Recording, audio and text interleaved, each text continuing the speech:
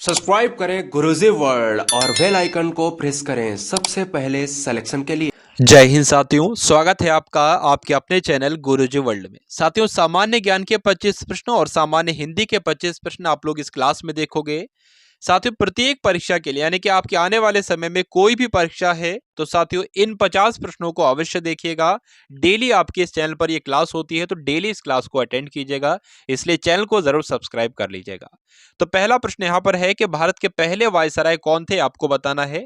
देखिए यहाँ पर साथियों हम लोग 50 प्रश्न देखेंगे और आपको मैं जो टारगेट दे रहा हूं वो टारगेट मैं आपको कितने का दे रहा हूं, 22 से 23 प्रश्नों का मैं आपको टारगेट दे रहा हूं। इतने प्रश्न आपको करना ही करना है हर हालत में। तो पहला प्रश्न का उत्तर आपको बताना है कि भारत के पहले वायसराय कौन थे, ये आपसे पूछा जा रहा है।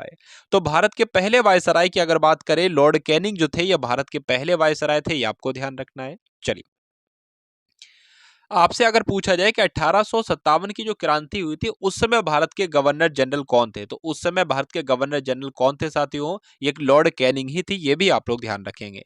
अब उसके बाद देखिए अगले नंबर का प्रश्न है आपकी स्क्रीन पर कि सार्क का हेडक्वार्टर कहां पर स्थित है। तो सबसे पहले यहां पर साथियों बात कर लेते हैं कि सार्क की स्थापना कब हुई।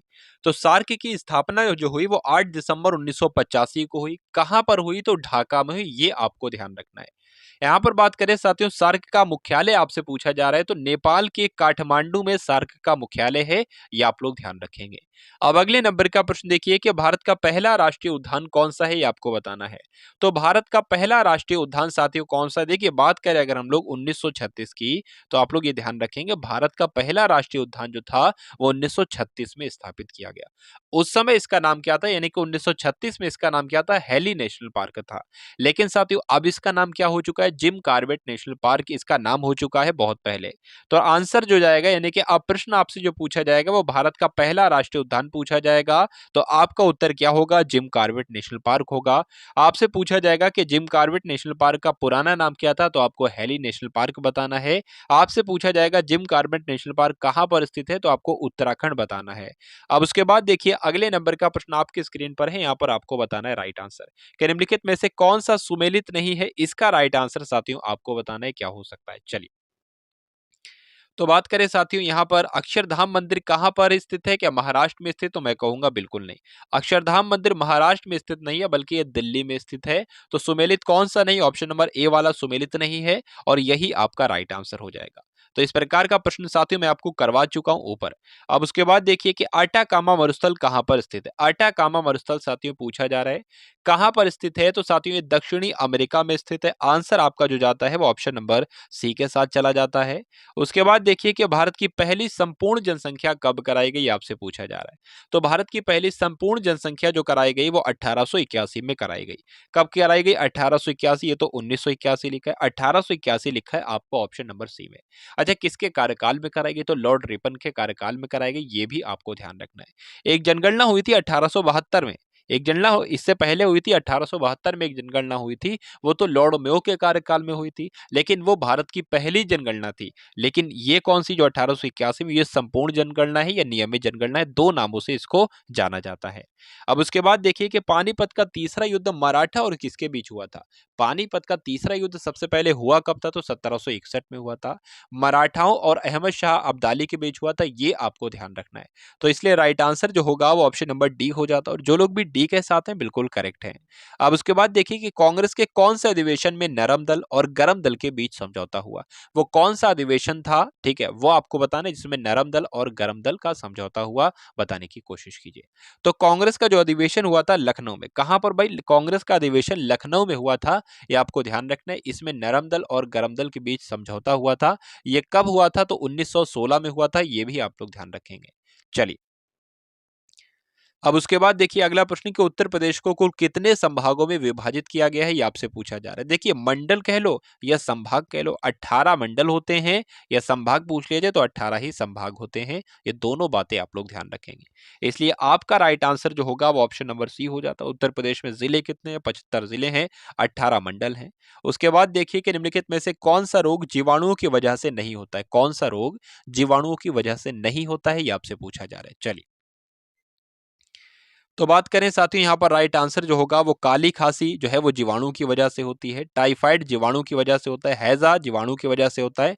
लेकिन बात करें चेचक की, अगर साथियों बात करते हैं तो ये तो विषाणुओं से होता है, विषाणु जनित रोग है, ये जीवाणु जनित रोग नहीं है। इसलिए आंसर आपका जो जाएगा वो ऑप्शन नंबर बी हो जाता है। नेक्स्ट क्वेश्चन देखिए, तंबाकू शोध संस्थान कहाँ पर स्थित है, बताइए भाई। चलिए, तंबाकू शोध संस्थान कहाँ पर स्थित है? तो तंबाकू शोध संस्थान कहाँ पर स्थित है? राजमुंद्री में स्थित है। राजमुंद्री कहाँ पर स्थित है? आंध्र प्रदेश में स्थित है, ये आपको ध्यान रखना है। अच्छा, यहाँ पर हम लोग साथियों बात कर लेते हैं, अगर आपसे पूछ लिया जाए कि जो आपका केंद्रीय चावल अनुसंधान संस्थान है वो तो ओडिशा के कटक में स्थित है, लेकिन अगर आपसे ये पूछ लिया जाए कि केंद्रीय आलू अनुसंधान संस्थान कहाँ पर है, तो वो शिमला में स्थित है। ये जानकारी आपको ध्यान रखना है।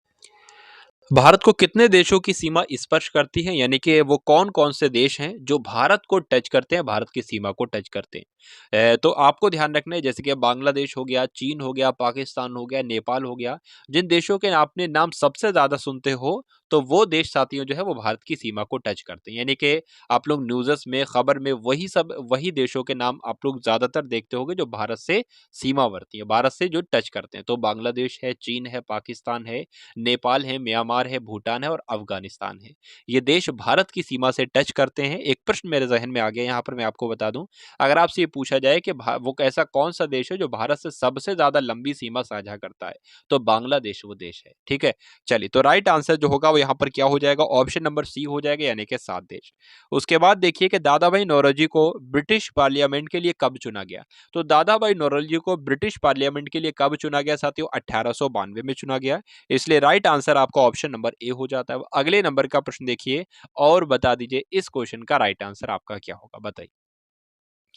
पूछा जा रहा है कि विश्व का सबसे बड़ा महाद्वीप कौन सा है? तो आप सभी लोग जानते हैं कि विश्व का सबसे बड़ा महाद्वीप जो है वो एशिया महाद्वीप है, ये आप लोग ध्यान रखेंगे। चलिए, अगर आपसे ये पूछ लिया जाए कि जनसंख्या के हिसाब से बताइए सबसे बड़ा महाद्वीप, तब भी एशिया महाद्वीप होगा।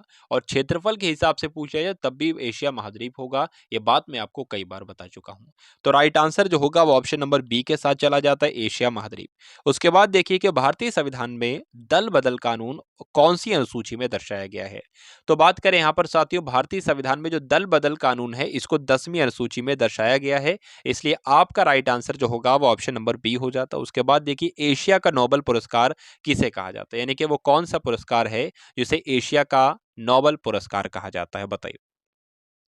चलिए, तो यहाँ पर राइट आंसर जो होगा वो रमन मैग्सेसे पुरस्कार के साथ चला जाएगा। रमन मैग्सेसे पुरस्कार की बात करें तो एक फिलीपींस के राष्ट्रपति थे रमन मैग्सेसे, इनकी याद में ही दिया जाता है रमन मैग्सेसे पुरस्कार, ये आपको ध्यान रखना है। अगर आपसे पूछ लिया जाए कि बताइए भाई जो रमन मैग्सेसे पुरस्कार है ये किसको दिया गया, सबसे पहले भारतीय वो कौन थे, किसको दिया गया? तो ये विनोबा भावे को दिया गया, ये भी आपको ध्यान रखना है।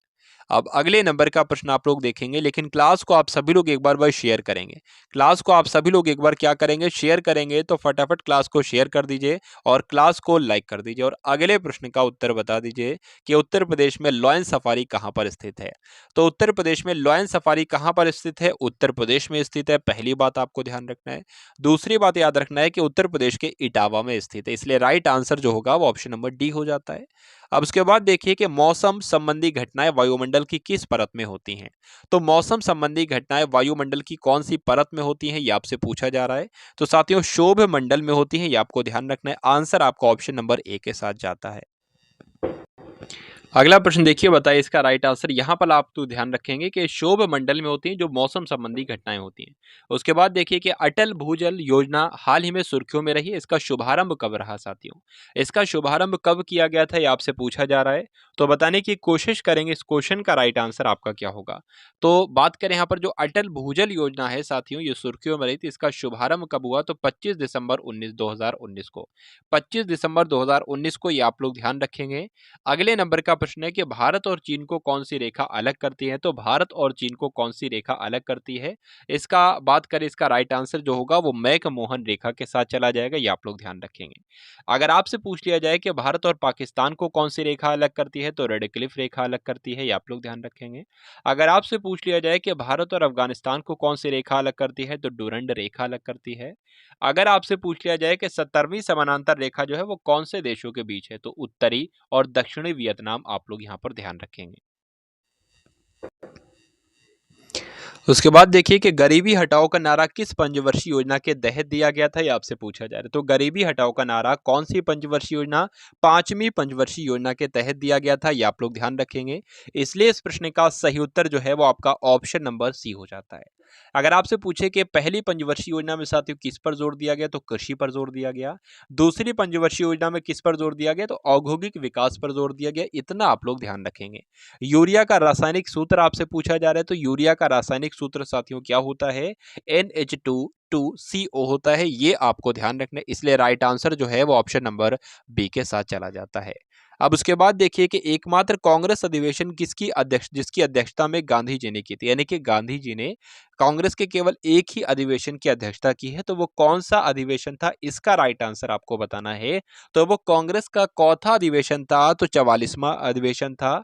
कब हुआ था साथियों, 1924 में हुआ था। दूसरी बात आप लोग ध्यान रखेंगे। चलिए, तो राइट आंसर जो होगा वो 1924 में जो कांग्रेस का अधिवेशन हुआ था, बेलगांव अधिवेशन हुआ था। इसमें महात्मा गांधी जी के द्वारा इसकी अध्यक्षता की गई थी।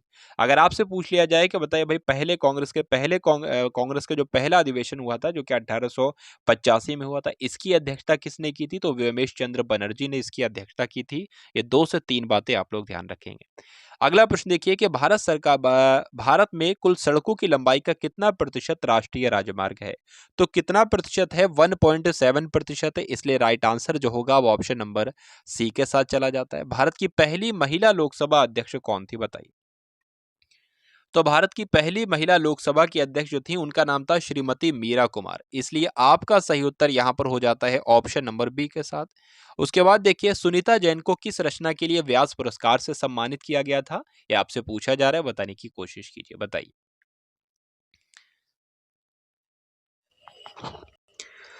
तो क्या होगा इस प्रश्न का सही उत्तर, तो क्षमा आप लोग यहां पर ध्यान रखेंगे, यानी कि सुनीता जैन को क्षमा रचना के लिए व्यास पुरस्कार से सम्मानित किया गया था। आपको ध्यान रखना है। अगला प्रश्न देखिए कि मैंने मोहन को पूछा वाक्य में किस प्रकार की अशुद्धि है। चलिए, तो मैंने मोहन को पूछा, इसमें किस प्रकार की अशुद्धि है, ये आपको बताना है। आपको बताने की कोशिश कीजिए, बताइए। देखिए, क्लास को भाई साथियों आप सभी लोग एक बार लाइक करके शेयर कर देंगे जरूर। चलिए, तो यहाँ पर देखिए, अगर बात करें यहाँ पर जो को लिखा हो, यहाँ पर को के स्थान पर अगर से आ जाता है, यानी कि मैंने मोहन से पूछा, अगर यहाँ पर से आ जाए तो पूरा वाक्य आपका क्या हो जाए, सही हो जाए। तो ये को जो है ये साथियों कारक संबंधी अशुद्धि ही तो है। यहाँ पर आंसर आपका जो जाता है वो ऑप्शन नंबर सी के साथ चला जाता है। और जो लोग भी ऑप्शन नंबर सी के साथ हैं बिल्कुल करेक्ट हैं। भारत दुर्दशा नामक पत्रिका किस रचनाकार की है, ये आपसे पूछा जा रहा है। तो भारत दुर्दशा नामक पत्रिका किस रचनाकार की है, ये आपसे पूछा जा रहा है, बताइए। तो राइट आंसर जो होगा वो भारतेंदु हरिश्चंद्र के साथ चला जाता है। अगला प्रश्न देखिए कि प्राचीन का विपरीत शब्द क्या होगा, यानी कि प्राचीन का विलोम आपसे पूछा जा रहा है। तो प्राचीन के अगर विलोम की साथियों बात करें, प्राचीन का विलोम अर्वाचीन हो जाएगा। तो जो लोग भी यहाँ पर ऑप्शन नंबर ए के साथ हैं बिल्कुल करेक्ट हैं। डॉट डॉट डॉट हिंदी के प्रथम मौलिक नाटककार हैं, आपको बताना है, कबीर दास है, भारतेंदु हरिश्चंद्र है, सूरदास है या स्वामी विवेकानंद जी हैं। तो भारतेंदु हरिश्चंद्र इस प्रश्न का बिल्कुल सही उत्तर हो जाता है, यानी कि भारतेंदु हरिश्चंद्र हिंदी के पहले मौलिक नाटककार हैं। ये आपको ध्यान रखना है। परिच्छिद्रान्वेषण एक प्रमुख है, एक प्रमुख गुण है, एक सगुण है, एक दुर्गुण है या निर्गुण है, या आप लोग बताने की कोशिश कीजिए। तो यहां पर साथियों आपका जो राइट आंसर होगा, खाली जगह में जो शब्द आएगा वो दुर्गुण आ जाएगा, यानी कि आंसर आपका ऑप्शन नंबर सी हो जाता है। उसके बाद देखिए कि दिए गए विकल्पों में से शुद्ध और उचित वाक्य आपको बताना है कौन सा है। तो दंगे में बालक, युवा, नर, नारी सब पकड़ा गया, तो सब पकड़ा गया नहीं होना चाहिए, सब पकड़े गए होना चाहिए। दंगे में बालक, युवा, नर, नारी सब पकड़े गए, ये बिल्कुल सही लग रहा है। सी भी देख लेते हैं। दंगे में बालक, युवा, नर और नर पकड़ी गई, ये भी गलत हो जाएगा। नारी सब पकड़ी गई भी गलत। तो जो आपका सही वाक्य होगा वो ऑप्शन नंबर बी वाला हो जाएगा। अगला प्रश्न देखिए, इसी दुनिया में ये किसकी रचना है। इसी दुनिया में साथियों ये किसकी रचना है, तो राइट आंसर वीरेन डंगवाल के साथ जाएगा। ये रचना साथियों इंपॉर्टेंट है, ये परीक्षा में पूछी जाएगी, आप लोगों को याद रखना है। सीता ने गाना गाया था, वाक्य में प्रयुक्त काल आपको बताना है कौन सा इसमें काल है, बताइए भाई। सीता ने गाना गाया था, पहली बात तो ये भूतकाल है। भूतकाल तो सभी ऑप्शन में अंत में दिख रहा है, इसमें नहीं दिख रहा है भूतकाल। तो बात करें साथियों, ये आपका जो होगा वो पूर्ण भूतकाल की दृष्टि में आएगा, संदिग्ध नहीं है। ठीक है, तो पूर्ण भूतकाल इसका राइट आंसर हो जाता है, ऑप्शन नंबर सी। विराम शब्द का विलोम आपको बताना है क्या होता है। विराम का मतलब होता है साथियों रुकना, और गति का मतलब होता है गति करना। तो इसलिए विराम शब्द का जो विलोम होगा वो क्या हो जाएगा भाई, ऑप्शन नंबर ए हो जाए, ऑप्शन नंबर डी हो जाएगा, ये आपको ध्यान रखना है। उसके बाद देखिए साथियों, ध्रुवनंदा का एक पर्यायवाची इसमें से आपको बताना है कौन सा होगा। तो ध्रुवनंदा किसे कहा जाता है, जो गंगा होती गंगा, गंगा को ही ध्रुवनंदा कहा जाता है। तो आप लोग याद रखिएगा, ध्रुवनंदा किसका पर्यायवाची है, गंगा का पर्यायवाची है। अगले नंबर का प्रश्न है कि दिए गए विकल्पों में से सही वाक्य आपको पहचानना है, कौन सा है बताइए। सीता की चरित्र अच्छा है तो की नहीं होना चाहिए, का होना चाहिए। सीता को भी नहीं होना चाहिए। सीता का चरित्र अच्छा है तो ये बिल्कुल सही वाक्य हो जाएगा, यानी कि आंसर आपका ऑप्शन नंबर सी के साथ जाता है। पूछा जा रहा है कि निम्न विकल्पों में से कौन सा सुधांशु का पर्यायवाची शब्द नहीं है। तो सुधांशु के कौन कौन से पर्यायवाची शब्द हैं, कलाधर हैं, दरिद्रराज हैं, राकापति हैं। तो ये तीनों तो सुधांशु के पर्यायवाची शब्द हो जाएंगे, लेकिन ऑप्शन नंबर सी वाला जो है वो सुधांशु का पर्यायवाची शब्द नहीं है। अब उसके बाद देखिए, पीकर चिड़िया अपने में जाकर बैठ गई। पीकर चिड़िया अपने में जाकर बैठ गई, यहाँ पर साथियों ये दो शब्द लिखे हुए हैं, इसका मतलब है कि खाली जगह कहीं कहीं पर आएगी। ठीक है, तो आपको बताना है इस प्रश्न का कहाँ पर कैसे क्या होगा। पीकर चिड़िया यानी कि देखिए, नीर पीकर चिड़िया, नीर पीकर चिड़िया नीड़ में जाकर बैठ गई। ठीक है, नीड़ में जाकर बैठ गई। नीड़ का मतलब क्या होता है साथियों, घोंसला होता है। तो नीड़ क्या इस प्रकार लिखा जाता है, नहीं, नीर नहीं आना है बल्कि नीड़ आएगा। यहाँ पर भी नीर लिखा हुआ है। तो नीड़ जो सही लिखा हुआ है वो कहाँ पर लिखा हुआ है, ऑप्शन नंबर ए में लिखा हो, तो यही आपका राइट आंसर हो जाएगा। पूरा वाक्य हो जाएगा आपका, नीर पीकर चिड़िया नीड़ अपने अपने नीड़ में जाकर बैठ गई। यहाँ पर आपका नीड़ आएगा और यहाँ पर आपका नीर आएगा।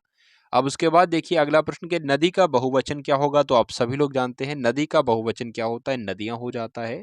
तो जो लोग भी ऑप्शन नंबर ए के साथ हैं बिल्कुल करेक्ट हैं। सुमित्रा नंदन पंत को उनकी किस रचना के लिए साहित्य अकादमी पुरस्कार दिया गया। तो सुमित्रा नंदन पंत को उनकी कला और बूढ़ा चांद के लिए साहित्य पुरस्कार दिया गया, ये आपको ध्यान रखना है। उसके बाद देखिए अगले नंबर का प्रश्न कि कहे कवि बेनी बेनी व्याल की चतुराई लीनी में किस अलंकार का इस्तेमाल किया गया है। तो यहाँ पर साथियों कौन सा अलंकार है साथियों, आप लोग ध्यान रखेंगे, यमक अलंकार का इस्तेमाल किया गया है। आंसर आपका ऑप्शन नंबर ए हो जाता है। निम्न में से कौन सी रचना महादेवी वर्मा की नहीं है। तो महादेवी वर्मा की रचना की बात करें तो यामा भी है, दीपशिखा भी है और नीरजा भी है, लेकिन वाणी नहीं है। तो जो लोग भी ऑप्शन नंबर सी के साथ हैं बिल्कुल करेक्ट हैं। सुमित्रा नंदन पंत का काव्य संकलन है, रेणुका है, लोकायतन है, उर्वशी है या कुरुक्षेत्र है। तो सुमित्रा नंदन पंत का जो संकलन है वो लोकायतन है, इसलिए राइट आंसर जो होगा वो ऑप्शन नंबर बी हो जाता है। उसके बाद देखिए अगले नंबर का प्रश्न के अरण्य रोहन एक मुहावरा है और इस मुहावरे का मतलब क्या होता है, ये आपसे पूछा जा रहा है।